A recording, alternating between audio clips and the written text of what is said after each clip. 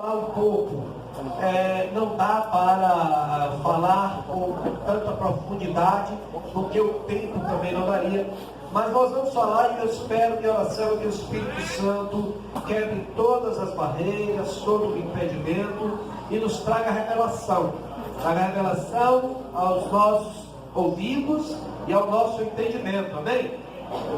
Porque nós vamos falar um pouco nessa noite sobre a questão política.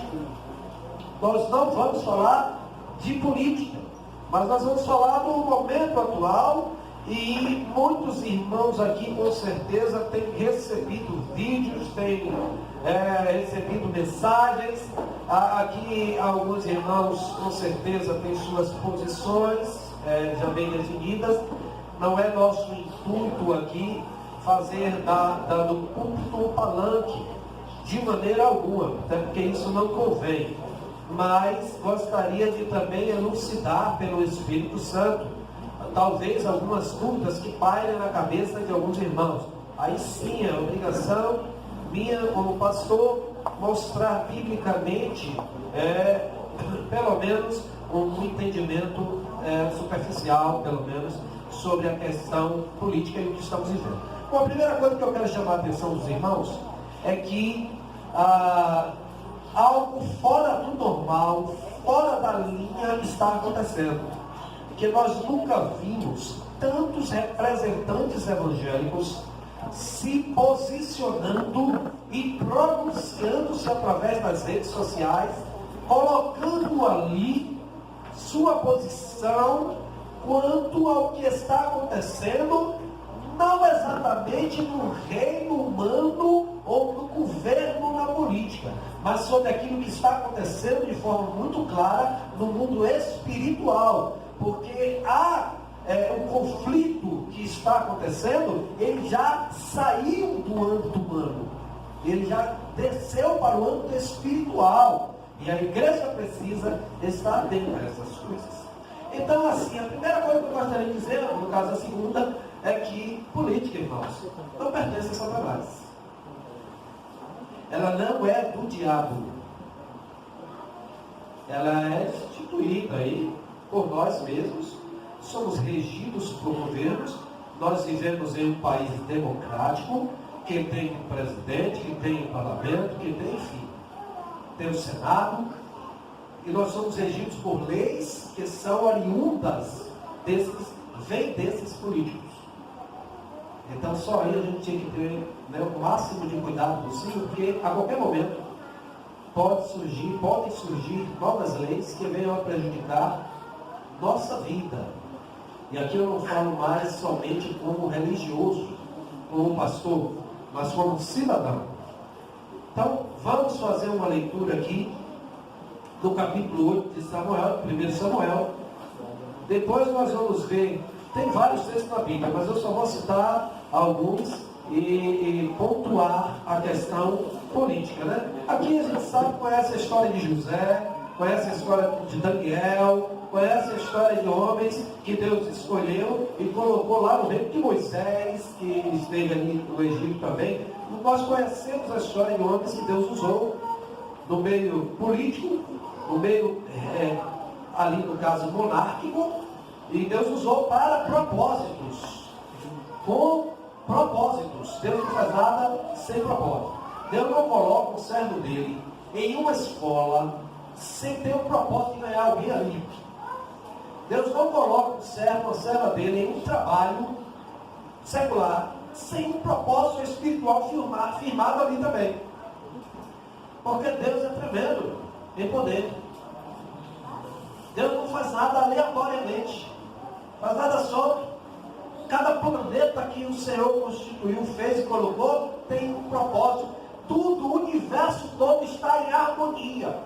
Se perder essa harmonia, tudo acaba. Amém?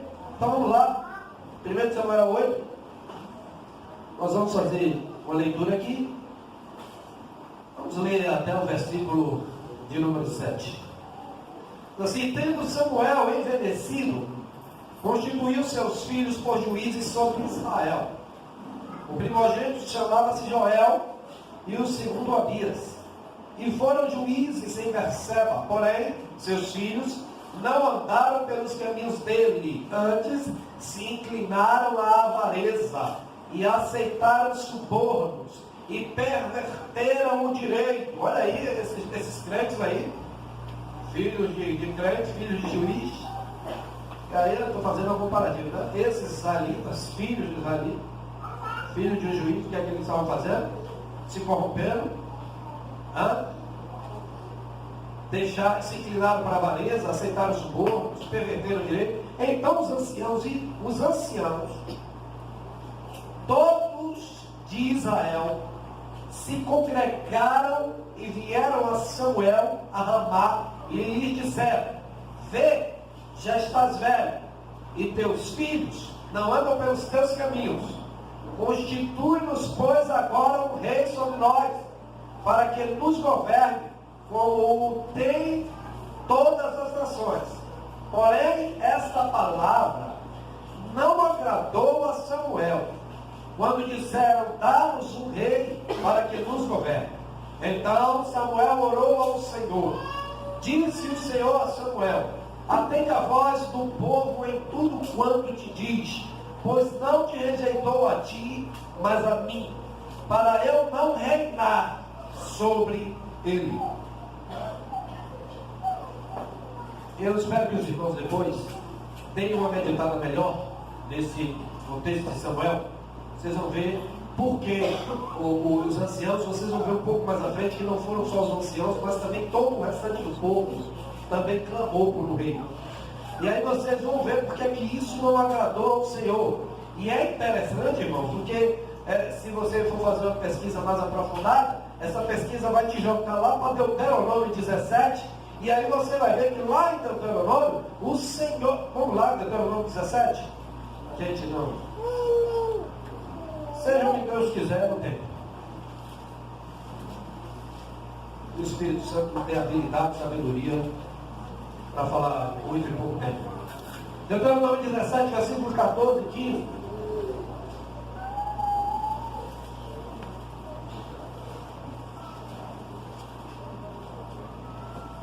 Ageu é o quinto livro da Bíblia.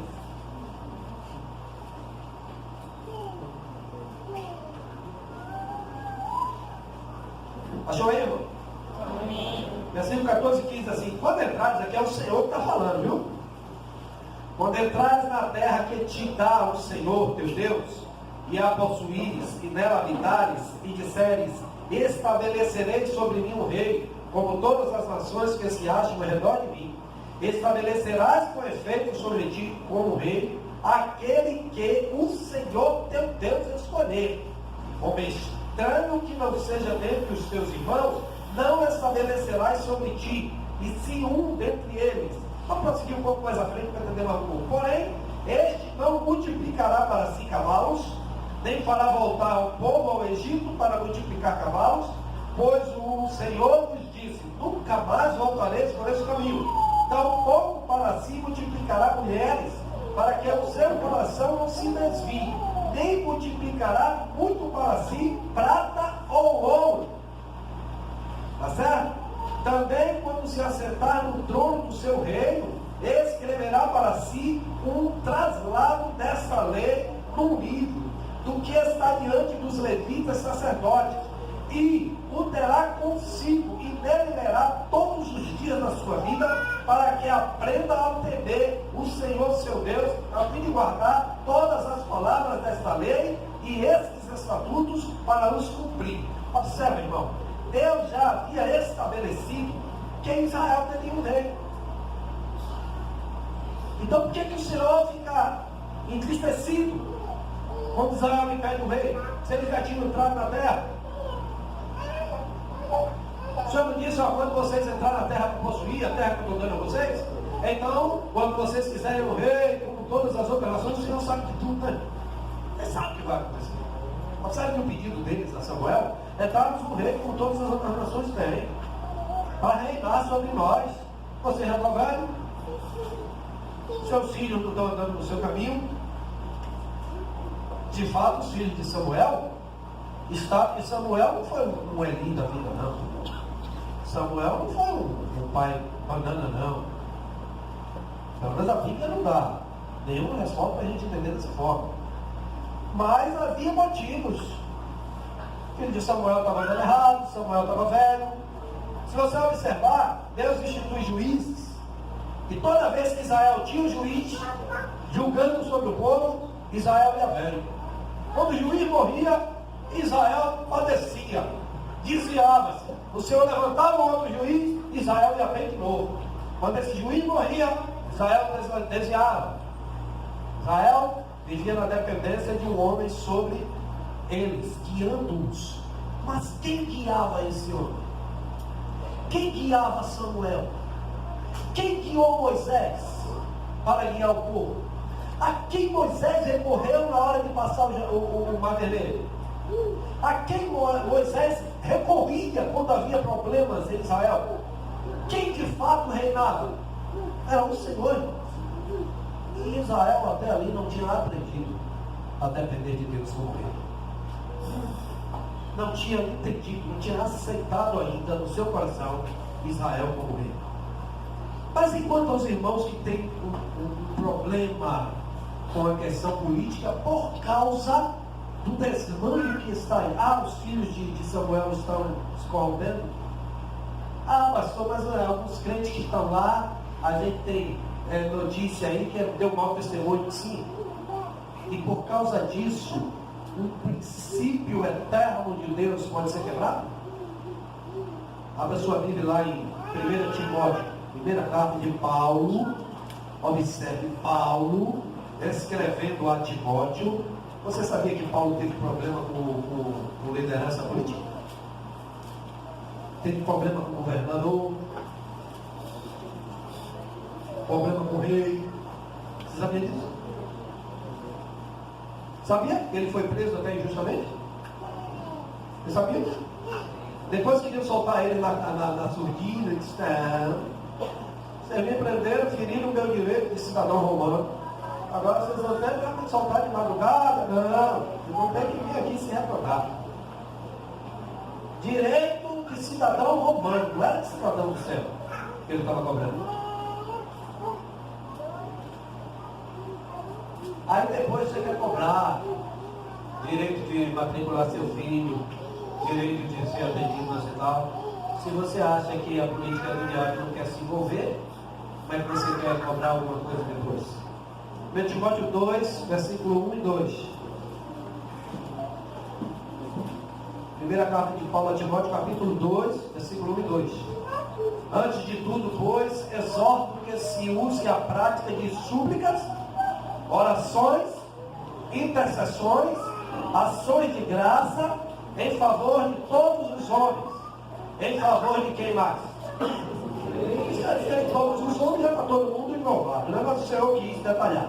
Do reis e de todos os que se chamam, se acham, na verdade, investidos de quê?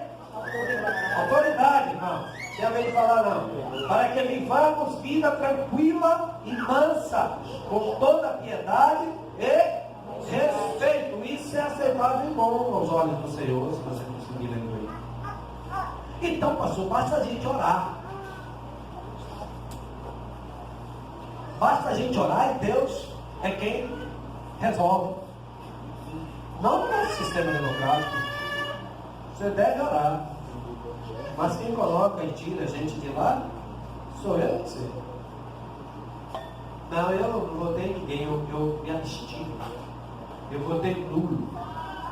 Você pegou por, como é que chama? Comissão.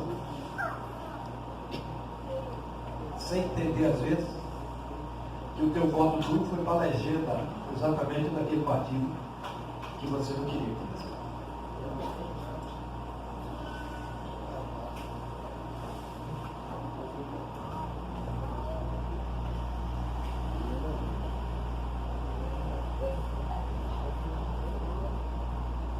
Olha, irmãos, é verdade que nós não devemos colocar nossa fé em homens. Mas nossa fé deve ser pautada em princípios. Princípios de Deus são eternos. Alguém diz assim, o Antigo Testamento não está mais em vigor, porque há o Novo Testamento. Os princípios permanecem os mesmos sempre. Desde o início do mundo, Deus não mudou. Aliás, desde sempre. A gente fala desde o início do mundo porque começou a existir para nós aí. Mas Deus sempre existiu. E Deus é imutável. Então os princípios que regem ali os mandamentos, que regem as orientações ao povo de Deus, permanecem. Não mudou. Algumas formas de legalismo, de leis, foram interpretadas, vamos dizer assim, de forma correta quando Cristo veio. Os homens interpretavam as coisas de forma errônea. Outras, de fato, foram mudadas, depois de até alcançado o propósito que Deus tinha para aquela época. Os irmãos entendem isso? Nós não devemos colocar nossa fé em homens. Vamos lá para Gênesis capítulo 30. Tem uma história ali muito conhecida que é de Jacó.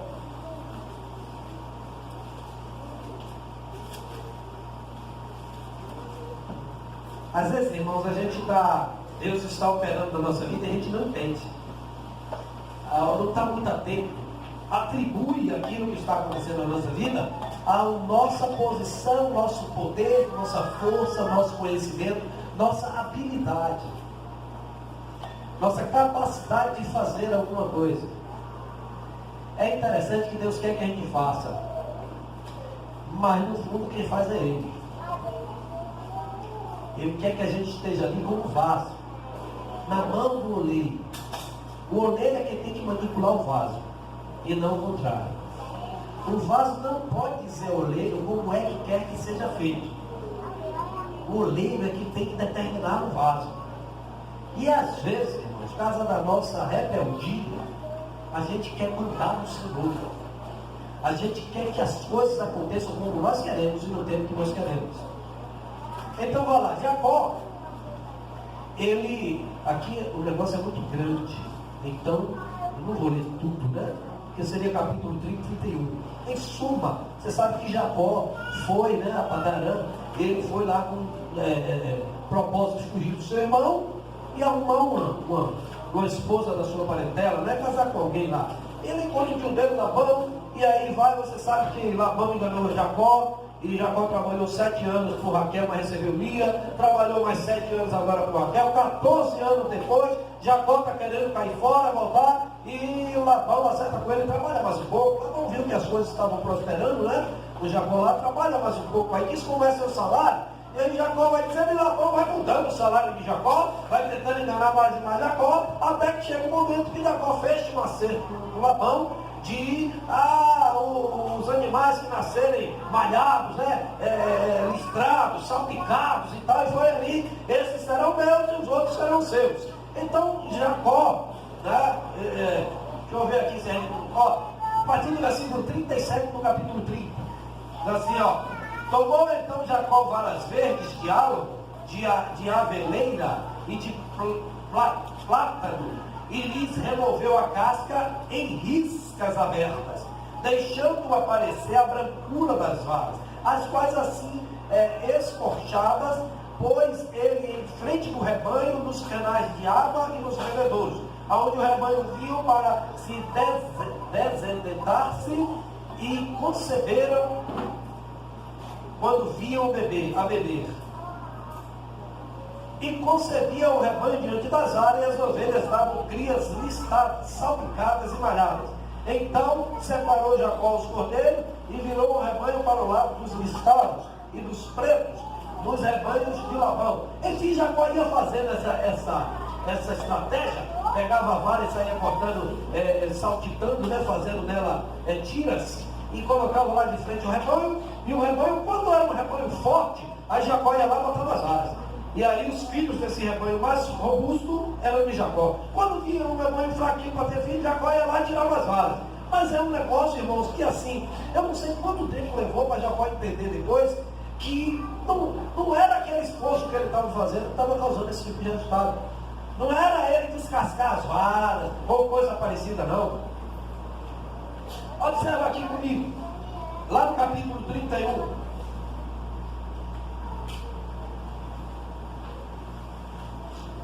Versículo 13, ele diz assim: disse o Senhor a Jacó: torna a terra de teus pais e a tua parentela, e eu serei contigo. Então Jacó mandou vir Raquel e Lia ao campo para junto do seu rebanho, e lhes disse: vejo que o rosto de vosso pai não me é favorável, como anteriormente. E Jacó começou a crescer muitos filhos de Labão, botaram o olho lá e disseram: ele está roubando a gente. Labão também ficou furioso, Jacó mandou chamar as filhas, porque eu já tinha aconselhado, né?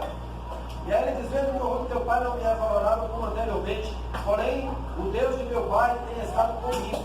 Vós mesmos sabeis que com todo o empenho tenho servido a vosso pai, mas vosso pai me tem enganado, e por 10 vezes me mudou o salário. Porém Deus não lhes permitiu que me fizesse mal nenhum. Se ele dizia: os salpicados serão o teu salário, então todos os rebanhos davam salpicados. Se ele dizia: os listados serão o teu salário, então os rebanhos todos davam listados. Assim Deus tomou o gado de vosso pai e o deu a mim.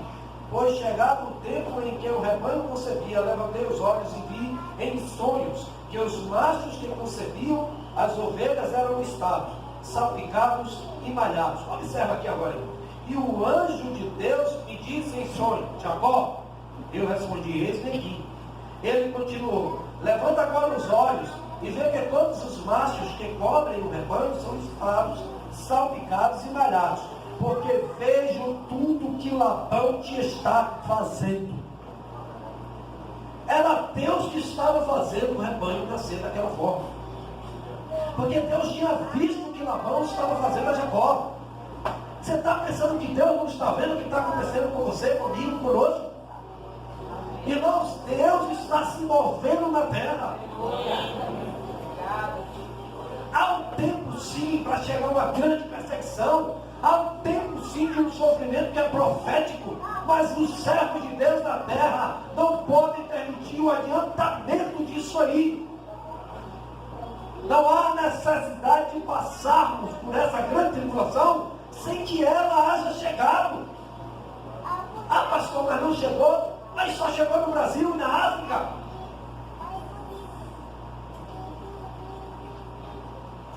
Na Alemanha está tão ruim que tem mais de 300 mil vagas de emprego. Eles estão abrindo as portas para imigrante. Fala, imigrante qualificado. Tem os requisitos. Portugal também está facilitando para jovens brasileiros irem estudar nas faculdades deles. E alguns programas até a ajuda de custo.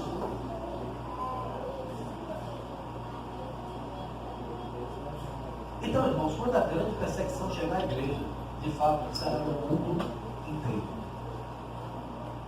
Porque a igreja de Deus está em todos os cantos. Então, assim, não é colocar a fé no homem, no seu braço, nem em quem quer que seja. Não é o homem que faz, mas é Deus. Então assim, nem Bolsonaro, nem ninguém vai resolver o problema do Brasil. Se tiver de resolver, será o Senhor. Agora, a gente precisa entender que Deus é santo, irmãos. Deus é santo. Então, se é Deus que vai fazer, por que a gente tem que se preocupar? Por que a gente tem que tomar uma posição?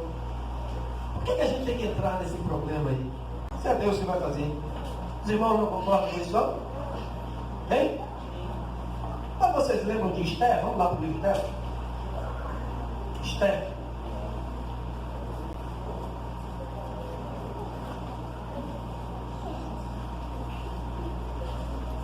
Lembram de Esther? Antes de Jó, viu? Antes de Salmo, antes de Jó, depois de Neemias. Esther.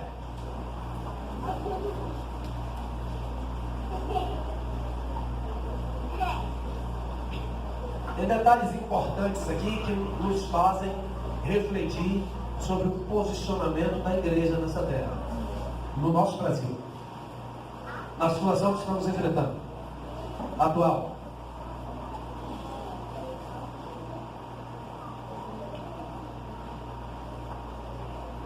Capítulo 3, eu vou ler do versículo 1 ao 6, tá bom? Diz assim, ó, capítulo 3 diz: depois dessas coisas, o rei Assuero engrandeceu a Ramã, filho de Rabedata, a Gagita, e o exaltou, e lhe pôs o trono acima de todos os príncipes que estavam com ele. Todos os servos do rei que estavam à porta do rei inclinavam-se e se prostravam perante Ramã, porque assim tinha ordenado o rei a respeito dele. Mordecai, porém, não se inclinava nem se prostrava.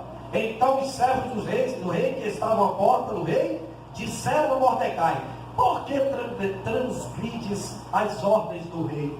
Sucedeu, pois, que dizendo-lhe eles isto, dia após dia, e não lhes dado ele ouvidos, o fizeram saber a Ramã, para ver se as palavras de Mordecai se manteriam de pé, porque ele lhes tinha declarado que era judeu.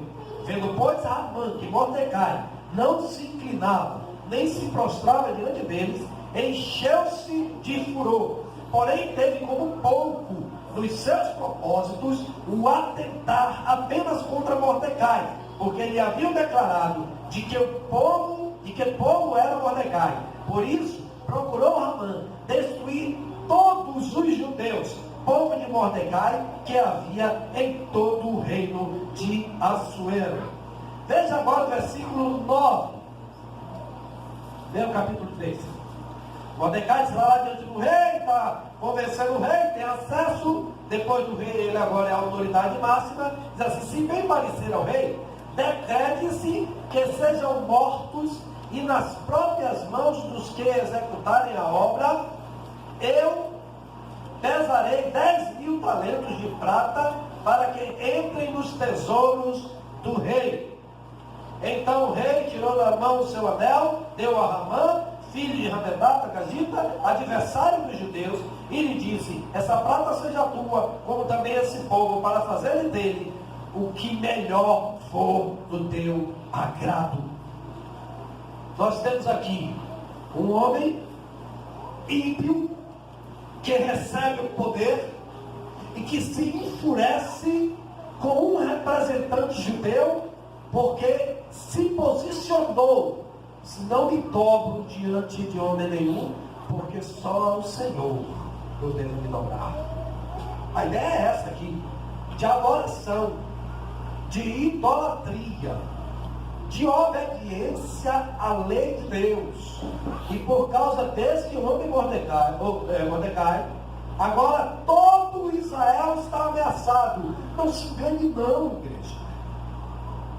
Talvez o grande exército de Deus aqui no Brasil não esteja ainda preparado para abandonar os salões e se reunir nos escondos, nos esconderijos, nas cavernas, dentro de casas, portas fechadas, a meia voz, para não ser denunciado. Nós temos liberdade até o momento, mas os decretos, as leis que estão tramitando no Congresso, são por demais danosas à nossa vida como servos do Senhor, como adoradores de Deus. País é laico, país é laico, país é laico, esse mesmo discurso de homens e mulheres compromissados com Satanás, com o comunismo. No final das contas, eles querem acabar com essa ideia de país laico. Liberdade de culto. Tem que terminar. Alguns dos seus representantes vomitam a portas escancaradas. Que igreja é palhaçada. Que a palavra de Deus é um livro qualquer.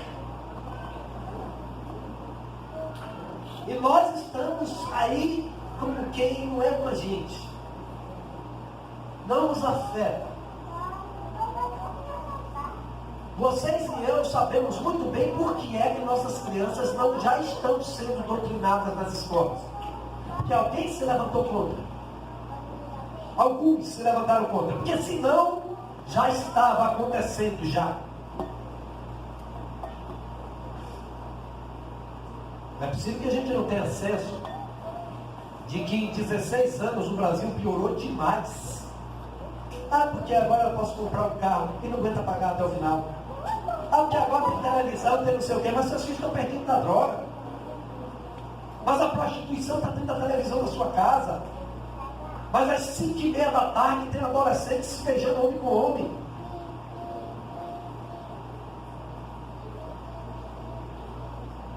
E essa doutrinação que ninguém pode se posicionar.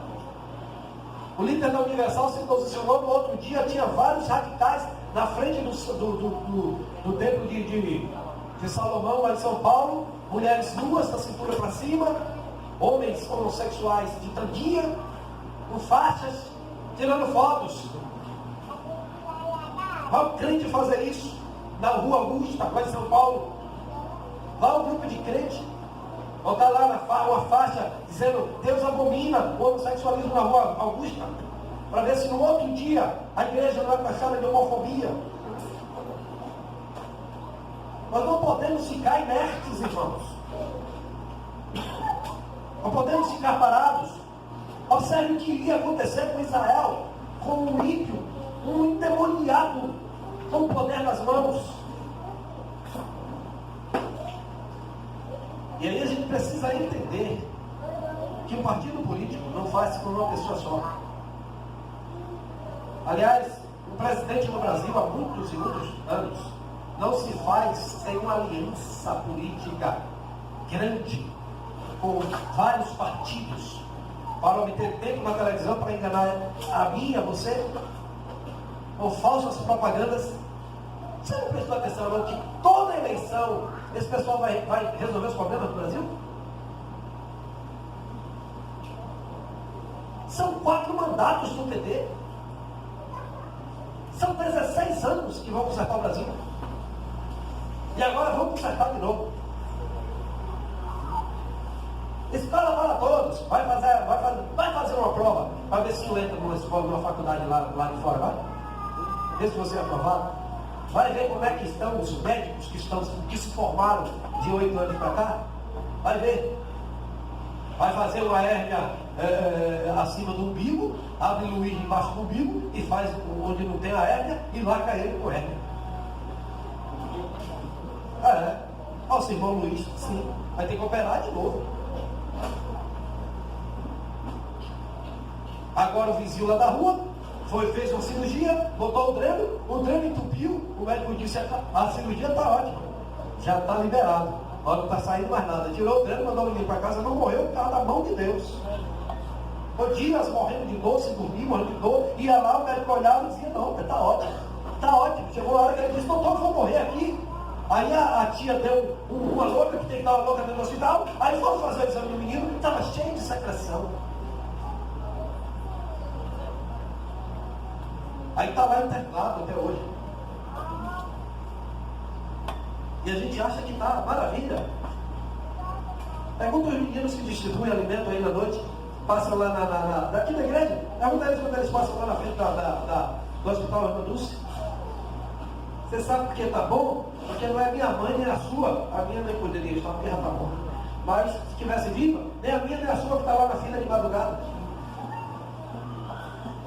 Vai consertar. E aí fica, irmãos, nosso problema não é político, é de ideologia. E aí a gente precisa ter cuidado. Quais são os ideais de Ramã?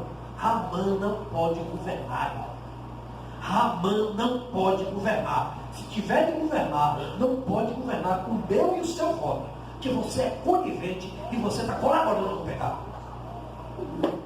Se passar a lei do aborto, porque a igreja não se movimentou, Deus vai cobrar das nossas mãos. Toda morte de criança legalizada, Deus vai cobrar da minha e das suas mãos. É o país que nós vivemos. Então a lei estava ali. Agora capítulo 4, fechou a Bíblia? Quarto de Esther. Versículo 1. Depois você lê Esther todo em casa, você vai compreender melhor, né? Porque fica, eu tenho que estar saltitando aqui. Quando soube Mordecai tudo quanto se havia passado, rasgou as suas vestes, se cobriu de pano de saco e de cinza, e saindo pela cidade, clamou com grande e amargo clamor, e chegou até a porta do rei, porque ninguém vestido de pano de saco podia entrar pelas portas do rei. E aí, irmãos, vamos contar a rainha Esther, que Mordecai está lá, a rainha Esther se preocupa, manda um serviçal lá, e aí Mordecai conta aquilo que está acontecendo. O decreto já havia sido, as cartas já tinham começado a ser enviadas, era para matar todos os judeus. E aí agora Mordecai se posicionou, Esther se posicionou, manda que todo Israel se posicione no jejum, em oração, e aí a gente sabe o desfecho da história, né? Sabe, capítulo 6, tá? Naquela noite o rei não pôde dormir, então mandou trazer o livro dos feitos memoráveis, e nele se leu diante do rei. Achou-se escrito que Mordecai é quem havia denunciado a Bigtã e a Teres, os dois eunucos do rei, guardas da porta, que tinham procurado matar o rei Assuero. Então disse o rei: que horas, que honras e distinções se deram a Mordecai por isso? Nada lhe foi conferido, responderam os servos do rei que serviam. Perguntou o rei: quem está no pátio? Ora, Ramã tinha entrado no pátio exterior da casa do rei, para dizer ao rei que se enforcasse a Mordecai na forca que ele, Ramã, lhe tinha preparado. E aí, irmãos, vocês que já conhecem a história, quem não conhece vai estudar em casa, né? Porque também não adianta mastigar e botar na sua boca, vai estudar em casa. Mas o que acontece é o seguinte: o homem tinha armado tudo para matar Mordecai, mas Mordecai tinha se posicionado diante do Senhor. Sabe, irmãos, o Daniel, Sadraque, Mesaque, Abednego estavam lá na Babilônia, estavam sob o domínio, a ordem de Nabucodonosor, estavam lá trabalhando e operando, mas quando diz assim: vai todo mundo ter que se prostrar e adorar a estátua, os homens se posicionaram. Eu não. Nós não vamos nos dobrar a isso. Nós não vamos nos render a isso. Se quiser jogar na fornalha, joga. Mas nós não vamos nos render. Quando o povo de Deus toma uma posição mediante aquilo que Deus falou, Deus é quem entra na fornalha com o povo. Então, irmãos, a gente precisa, muita coisa bonitinha, muita filosofia bonita, muita coisa, né? Cuidado, né? A gente não pode ser homofóbico, não pode ser intolerante, sabe dividir bem as coisas. Nós não devemos ser, nem somos homofóbicos. Eu não acredito, se um crente é homofóbico, precisa se converter. Se ele é racista, precisa se converter. Então não é crente ainda. Está na igreja, está transvestido de crente, mas não é crente ainda. O povo de Deus não tem essas coisas.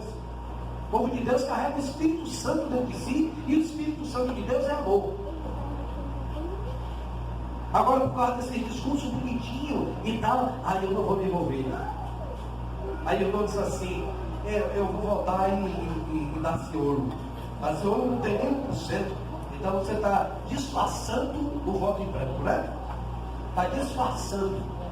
Você tem que entender quais são os ideais dos dois partidos, dos dois candidatos que estão concorrendo à presidência da República. Você sabe quais são os ideais. O que é que eles defendem? Quais são as bandeiras do PSOL, do PT, do PDT? Defender as minorias. Aí coloca o carro-chefe ali, os negros. E aí vem por detrás ali os homossexuais, os intolerantes. Quem é intolerante, na verdade, quem é que tem da demonstração de intolerância em relação às religiões? Não somos nós. Mas, pastor, quem vai confiar no fulano, no Bolsonaro? Pô, eu estou fazendo a seguinte analogia: você está em cima de uma ponte. Tem o lado direito e o lado esquerdo da ponte. Chega ali com a árvore e diz assim: você vai escolher o lado que vai pular, mas você tem que pular. Aí você olha de um lado, tem uns colchão velho lá.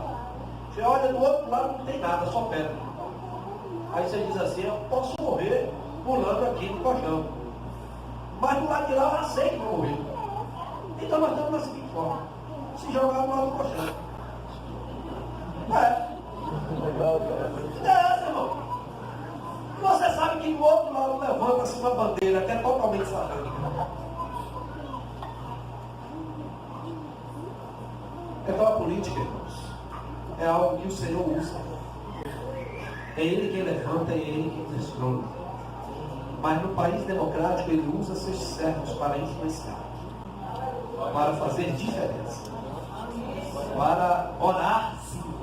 Você vai orar por aquele que vai ser eleito, mas antes dele ser eleito, precisa ser eleito. Aí entra a ação do povo de Deus. Você pode até estar satisfeito com o bolso. Agora, eu vou dizer outra coisa. Você que é crente, que anda recebendo ilicitamente Bolsa Família, você é pecador. Você é ladrão. Você está roubando. Se você não se enquadra e está recebendo, você é ladrão. E precisa se converter.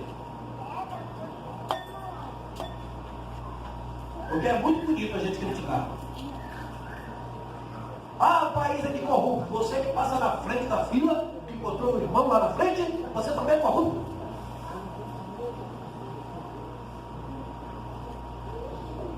Discurso bonito. É um discurso de esquerda. Né? Vai olhar as práticas. Quase todo mundo na cadeia. E quem não está na cadeia é porque lá no judiciário também tem ladrão. Só o país cheio de ladrão.